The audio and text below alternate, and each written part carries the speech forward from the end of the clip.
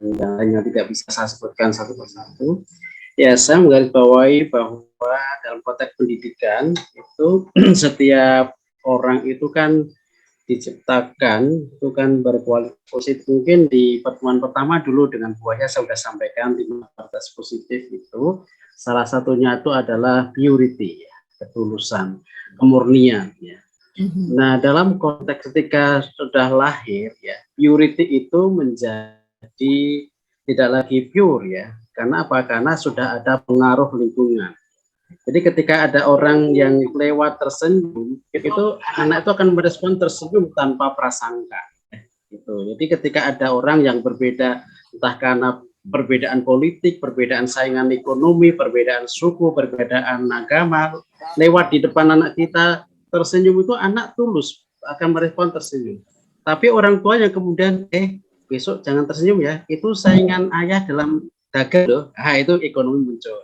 Itu saingan ayah dalam politik loh. Nah, muncul lagi dicekokkan di situ. Itu beda suku loh dengan ayah loh, itu masuk lagi. Itu beda agama loh suku lain. Nah, ini yang kemudian lingkungan yang menjadikan dia mempunyai sesuatu. Nah, setiap orang itu dalam konteks antropologi kita menyebut dari Zibami Hussain ada multiple layers. Setiap orang itu banyak lapisan. Dan lapisan itu harus dipahami secara keseluruhan itu sebagai unik dan istimewa. Setiap orang itu hebat di bidangnya masing-masing. Nah, ketidakmampuan kita memahami lapisan orang yang beragam itu akan memunculkan prasangka.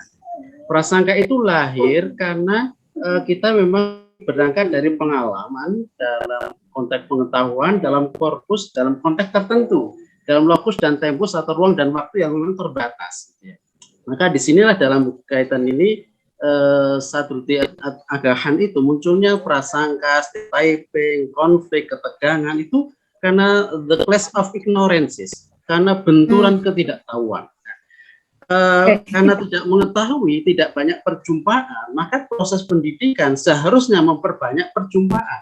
Tadi disampaikan ya, munculnya dalam konteks secara sosial, secara budaya tentang realitas yang homogen, menjadikan kita kurang berjumpa dengan yang berbeda. Itu menjadikan kita tidak, ibaratnya kurang piknik ya, kurang memahami yang berbeda itu. Akhirnya setiap sesuatu itu dilihat secara positivistik menurut pengalaman dan pengetahuan masing-masing. Nah, kemampuan kita untuk terbuka hatinya, untuk terbuka open mind, open heart itu menjadikan kita mau untuk learning how to change, learning how to grow, learning how to learn. Itulah tugas pendidikan. Pendidikan adalah learning how to transform oneself and society.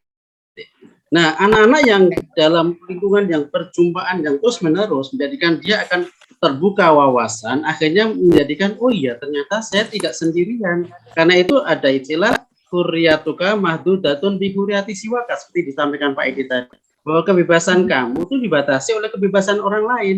Kalau setiap orang memaksakan diri, orang lain juga bisa. Maka biar tidak terjadi chaos itu, maka muncullah rambu-rambu, ada misalnya traffic light dalam konteks negara konstitusi, aturan RT. Nah, itu adalah hasil kesepakatan bersama. Itu karena memang setiap orang punya kepentingan kebebasan yang.